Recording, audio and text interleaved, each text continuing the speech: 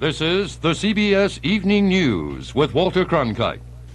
Good evening. Against a background of crises in Iran and Afghanistan and a new iciness in Soviet relations, President Carter delivers a State of the Union address tonight to Congress and a national television audience. Leslie Stahl tells us what to expect in that address at 9 o'clock Eastern Time. After a lengthy debate with his advisors, President Carter has decided to discuss reinstituting registration for the draft in his speech tonight as he announces some new responses to the Soviet invasion of Afghanistan. That according to knowledgeable government sources. Under the registration plan, young men between the ages of 18 and 26 would be required to register their names and addresses, but the draft itself would not be reactivated. The move is expected to enjoy considerable congressional support. It would not only enhance our national security position, it would also demonstrate a degree of will which has been rather sadly lacking on the part of this country for a good many years. I think it's time to quit calling it registration. Let's call it draft and get on with it. If you want my opinion, we're in a hell of a shape. The speech tonight has been described as a spelling out of a Carter doctrine, a new approach to containing Soviet aggression. According to administration sources, the president intends to propose that the U.S. enter into a security relationship with several Persian Gulf and Arabian Sea countries as a way of protecting U.S. vital interests in the area, meaning oil. In addition, congressional sources expect him to propose a major buildup for conventional warfare, including spending more money for naval shipbuilding, production of field combat weapons, possibly refurbishing military training bases, and developing rapid deployment forces that could move quickly from the U.S. to distant areas like the Persian Gulf. The speech has gone through at least 4 drafts as Mr. Carter and his advisors tried to reconcile several conflicting goals. One is the need to send the Soviets a clear, firm message expressing U.S. seriousness and resolve, but at the same time trying not to give the impression that the U.S. wants to escalate tensions. 2 is the need to prepare the country for a long-haul, sustained buildup of American military power, but at the same time keep from completely killing off the spirit of détente. 3, Mr. Carter wants to sound tough and confident before the American people, but he does not want to build fears of war or hysteria. But most of all, Mr. Carter does not want to open his morning paper tomorrow and read that he delivered an ambiguous message.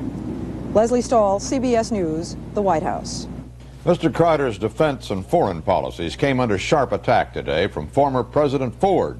From Rochester, New York, David Culhane has that story. Former President Ford had been moderating his criticism of the Carter administration, particularly in the area of foreign policy, because he said he respected the president's desire for nonpartisan support on Iran and Afghanistan. But Mr. Ford was incensed by a newspaper interview in which Zbigniew Brzezinski, Mr. Carter's national security advisor, was critical of Ford administration defense policies. Today, at a press conference and in a subsequent speech, Mr. Ford launched a major attack on President Carter's policies, domestic and foreign. In my judgment, the Carter administration's cutting back of our military capability, which they've done in the last 3 years, has contributed to the aggressiveness of the Soviet Union, resulting in the invasion of Afghanistan. So the Carter administration must be and can be blamed for what's happened in Afghanistan. In the 1976 presidential campaign and during his first 2.5 years in office, Mr. Carter naively misread Soviet military and diplomatic intentions. The Carter administration's economic policies have been a disaster. They've blown it. Was Gerald Ford launching another campaign for the presidency? He continues to say that he is available if the party wants him or if there is some major change in the political situation. But he says the Iowa caucus results did not surprise him and have not altered his political stance. David Culhane, CBS News, Rochester.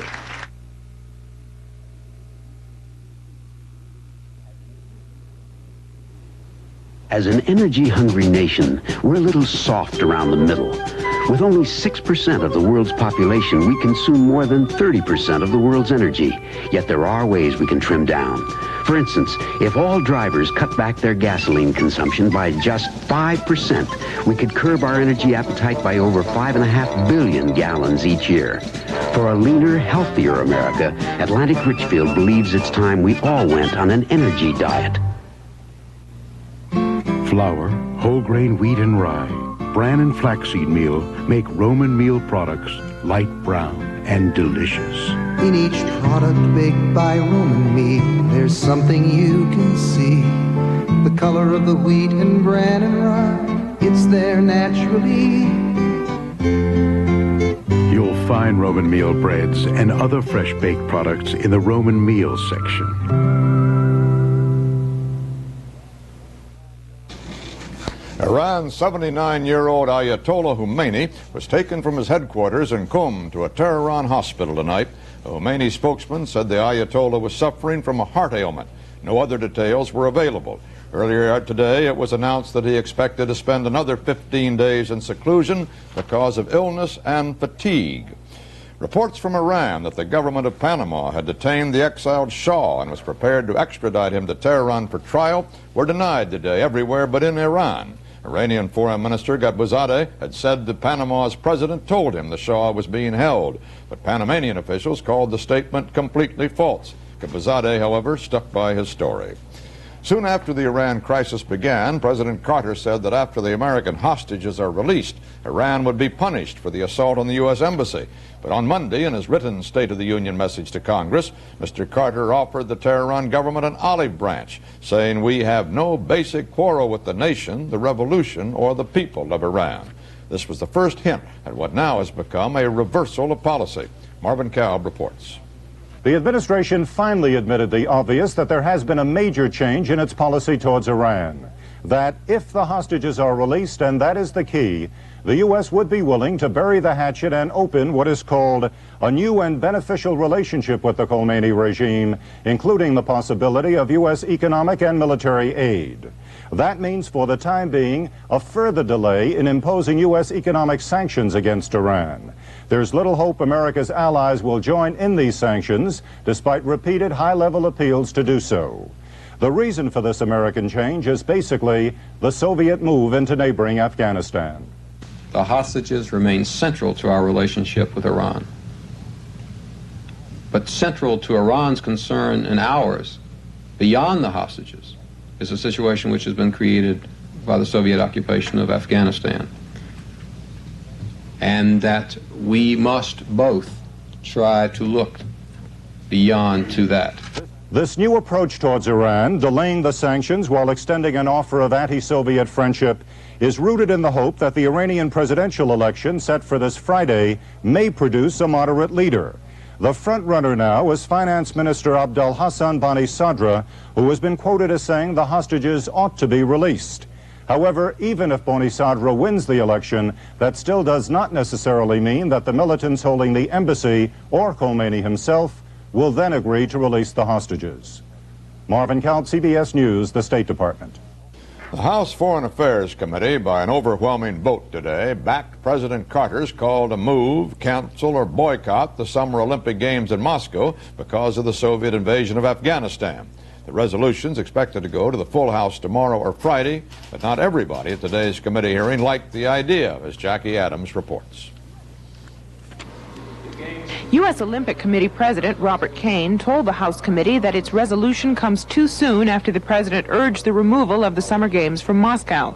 He illustrated the limited support the U.S. position has among its allies by reading from a Canadian telegram to the International Olympic Committee. Our friends from the United States government seem to have an unerring instinct for doing precisely the wrong thing in all delicate international matters. Kane expressed the fear that the U.S. might find itself alone, swinging in the wind. In the past 2.5 days, we have talked to some of our friends, other nations, NATO nations, free nations. No one of those nations has indicated full support for a boycott. Deputy Secretary of State Warren Christopher disagreed and said that refusing to participate in the Moscow Olympics is the strongest step the U.S. can take to protest Soviet actions, even if only a handful of nations goes along. I don't think it'll be only a handful of nations. I think it'll be a great many nations. But also, I'd say to you, if we have to go alone, if it comes down to the United States going alone, I think we ought to do it. Secretary of State Vance, testifying before the House committee, also urged the U.S. Olympic Committee to move or cancel the Moscow Games when it meets on Saturday. Jacqueline Adams, CBS News, Washington. West Germany has announced a series of moves in reaction to the Soviet intervention in Afghanistan, among them a pledge of financial aid to Pakistan and to Turkey. Turkey itself, which has withheld overly critical comments on the Afghan trouble because of its 300-mile border with the Soviet Union, issued a strong condemnation today, calling for the withdrawal of all foreign troops.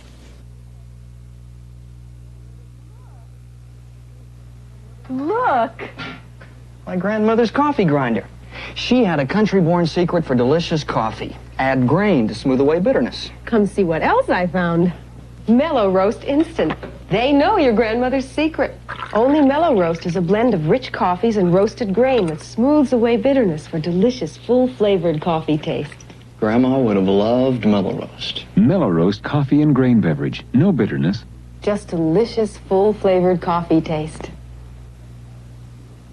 At 48, Alex feels like a kid. Because Alex has an appetite for life. His attitude, don't cop out, which includes eating right. Like Fleischmann's 100% corn oil margarine as a delicious part of a low-cholesterol, modified fat diet. Fleischmann's. For people who have an appetite for life, we have a way to help satisfy it. Fleischmann's margarine, because you have an appetite for life. The Soviet Union's internal exile of dissident Andrei Sakharov has unleashed a flood of protest from around the world. The banishment to Gorky is being called deplorable and evil. Even the French Communist Party condemned the action. In Moscow, the president of the French Parliament, citing reasons of principle, cut short an official visit and returned to Paris. The Soviet newspaper Izvestia announced the move against Sakharov. It accused him of leaking nuclear secrets to the West, among other things, and said his activities cannot be tolerated anymore. We have a report from Gordon Josoloff in Moscow. It was clear by the look of things someone had left the Sakharov apartment in a hurry. Sakharov's wife Elena was given 2 hours to pack after her husband was seized on a Moscow street. There was time only to take 2 bags. Left behind was a lifetime of memories. There were photographs with family and friends, unfinished paperwork, and books, plenty of books. Among them, several that Sakharov authored and had published abroad. In the small kitchen, Sakharov's mother-in-law and the fiancé of his wife's stepson told Western reporters what happened, how he was stopped en route to an Academy of Sciences seminar, put into a police car, driven to the prosecutor's office, and read the decree stripping him of his titles and awards. The women said in the last minutes before boarding his plane to internal exile, Sakharov seemed at ease, strangely relaxed. He was, they said, more concerned about them than about himself. There were no last words for the world from Sakharov, they said. That was unnecessary. He would be heard from again without fail. Gordon Josoloff, CBS News, Moscow. Soviet forces in Afghanistan reportedly are digging in along the southern border with Pakistan, just south of Kandahar. Pakistani villagers reported that the Soviets are building bunkers along a road that has been a major invasion route through the ages. Southeastern Afghanistan is not just a battle zone between the Soviets and the insurgents, it also is a haven for bandits, as Joe Schlesinger, the Canadian Broadcasting Corporation, reports.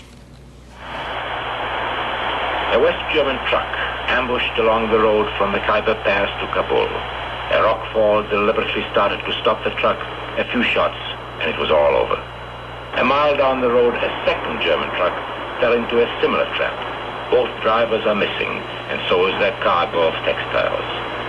To investigators, it looks more like a case of banditry than part of the war by Afghans against the Soviet invaders and the communist regime in Kabul. The 140-mile road from the Pakistani border to Kabul is patrolled, but lightly, by the Afghan army. There's no sign of any Soviet troops. In the daytime, the road is safe. The mistake of the German truckers was to try to make the trip at night. There were no reports of any search for the drivers or any attempt to hunt down the robbers. In the wild mountains of the Kabul Gorge, that would take half an army, and right now both the Soviet and Afghan armies have more than just truck bandits on their minds. Joe Schlesinger, CBC News, Kabul. There are reports that the Soviet invasion force has used a deadly nerve gas in its battle against the Afghan rebels. Defense Department sources say these reports come from Afghan refugees, and there is a high probability they are accurate. Doctors in Yugoslavia report that 87-year-old President Tito is out of danger and recovering well from the amputation of his left leg. The government news agency released a photo of Tito talking with his two sons in his hotel room. One Yugoslav official said Tito might be able to resume some duties in a few weeks. Very wild is how a Western diplomat describes the situation in San Salvador tonight. Government troops have surrounded an estimated 20,000 rebelling leftists on the campus of the National University. Throughout the day, there was sporadic gunfire there, and in a gunfight at a police barracks, 3 persons were killed. The ruling moderate junta clamped a news blackout on radio stations.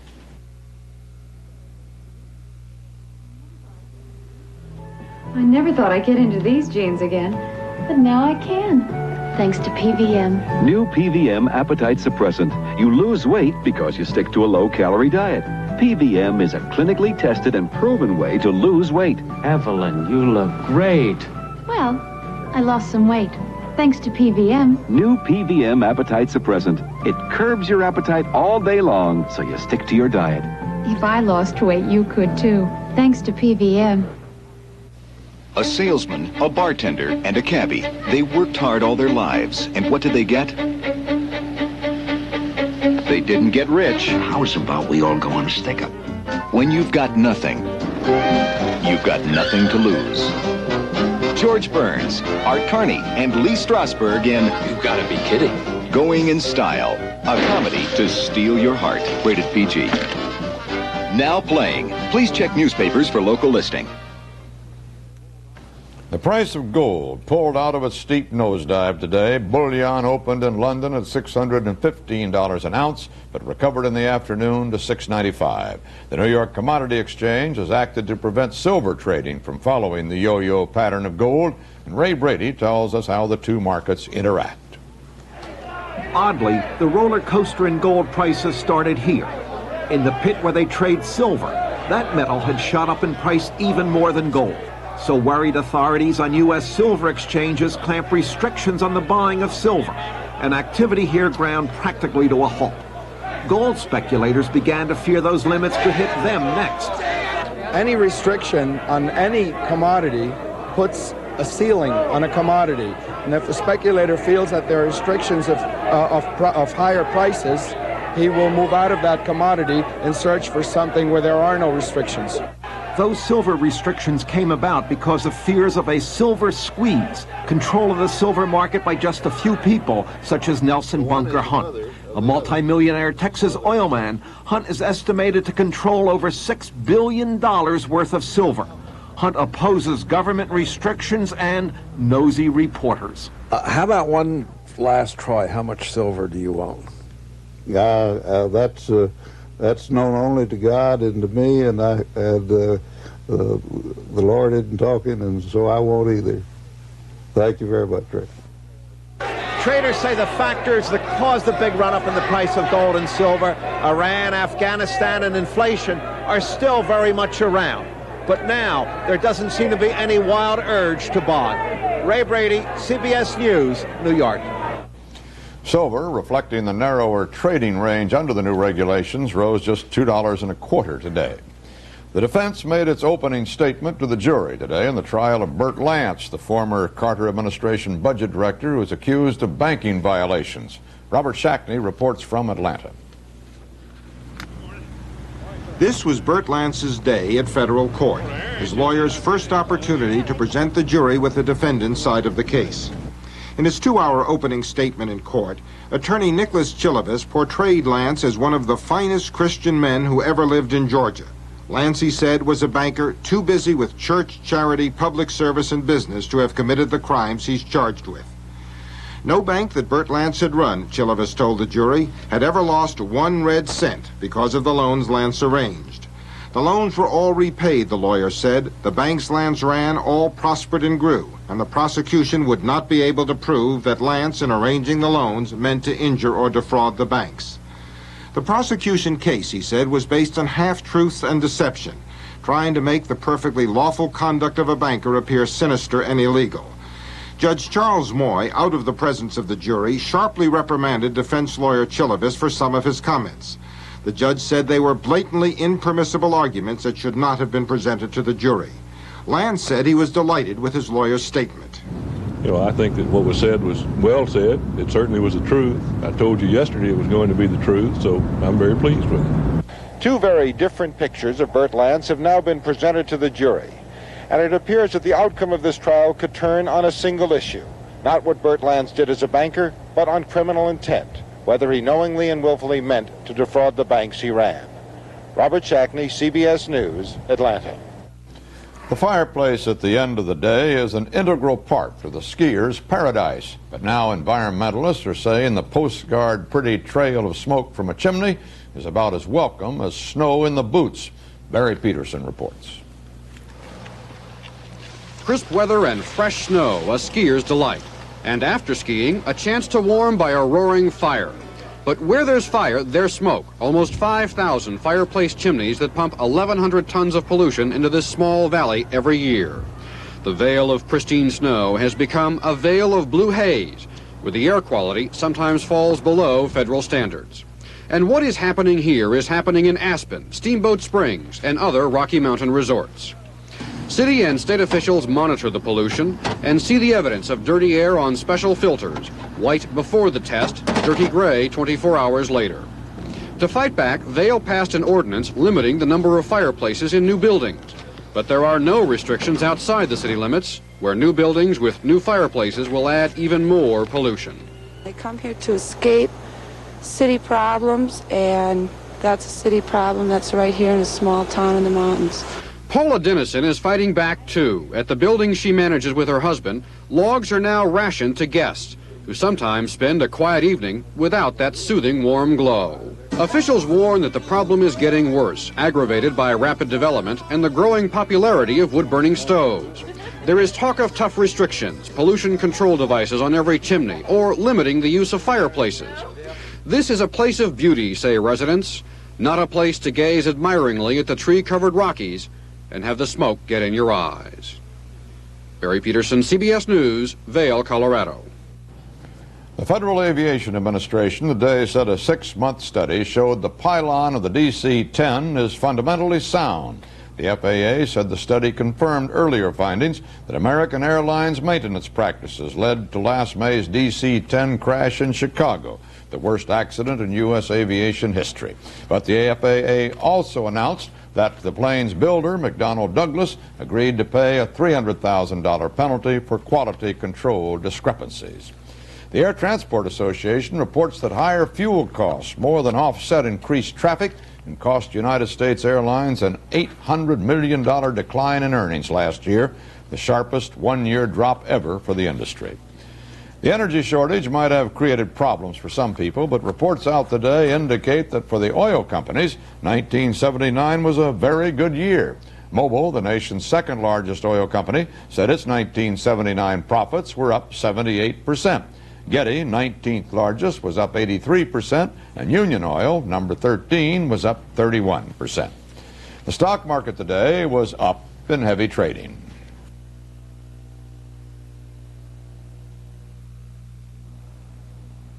Ivory Towers. If you've ever thought of corporations that way, ivory towers that do not listen, 3M wants you to know this. We hear you. We have to.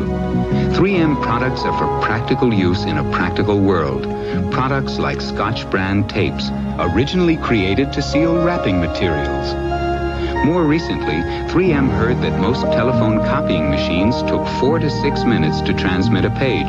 3M developed the Express 9600, speeding transmission up to 12 times.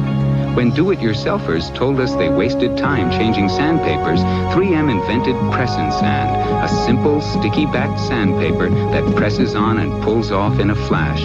At 3M, we can't be an ivory tower. For us, listening is more than good philosophy. It's vital to our future. 3M hears you. Freedom and civil liberty dominated the philosophy of Supreme Court Justice William O. Douglas, and they dominated the eulogies paid him today. Fred Graham reports. At the National Presbyterian Church in Washington, the high and the mighty came out to honor the liberal justice who served longer than anyone else on the Supreme Court. But the tributes from Douglas's friends and colleagues concentrated on his legacy of freedom to the average person. Each one of us is freer. Each one of us is safer, and each one of us is stronger because of this man. He was passionate about civil liberties because he understood their uniqueness, that they're their own defense and can be defended only as long as we still have them, and that without them in this country of America, even peace in the world itself could vanish.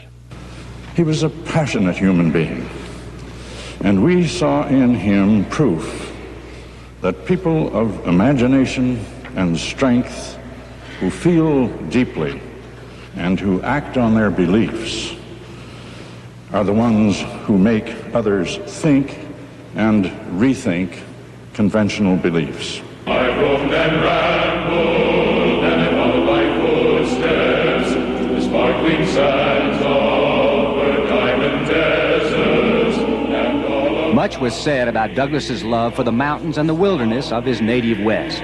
But Douglas himself had chosen to be buried at Arlington National Cemetery with full pomp and ceremony in the fashion of official Washington. Partly, it was said, because his young widow, Kathy, will remain here to practice law. Thus, Justice William O. Douglas, the symbol of the untamed and rugged West, was laid to rest next to Justice Oliver Wendell Holmes, another giant figure of the Supreme Court. Fred Graham, CBS News, Washington. And that's the way it is. Wednesday, January 23rd, 1980, the 81st day of captivity for 50 Americans in Iran. This is Walter Cronkite, CBS News. Good night. Friends are here from America, and I'm going to show them London. I'm Rula Lenska. As always, I want to look my best.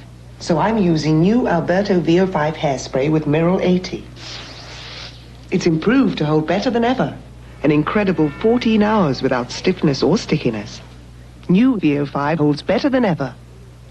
Join Alberto Culver's Fight Inflation campaign. Receive a $3 coupon good on any merchandise at participating stores.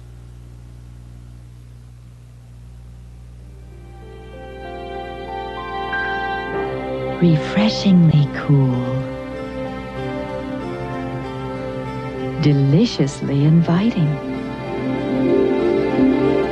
Delightfully appealing. 100% pure orange juice from Florida.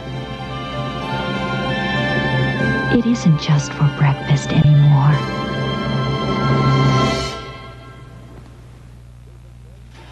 This has been the CBS Evening News with Walter Cronkite.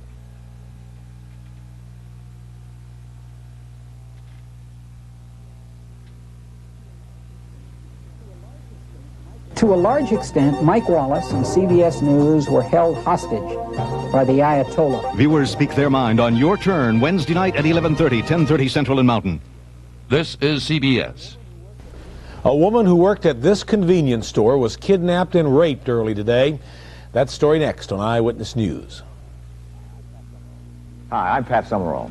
See hundreds of values for your home at Super 7 prices in True Value Hardware Store's Super 7 Values Circular. Like this Quaker 4-shelf unit for just $14.97. True Test polyurethane varnish for just $3.97 a quart. Or a Master Mechanic termite shaper for just $1.77. Add an under cabinet light for just $4.97 and get a GE Brooder lamp. It's just $1.47.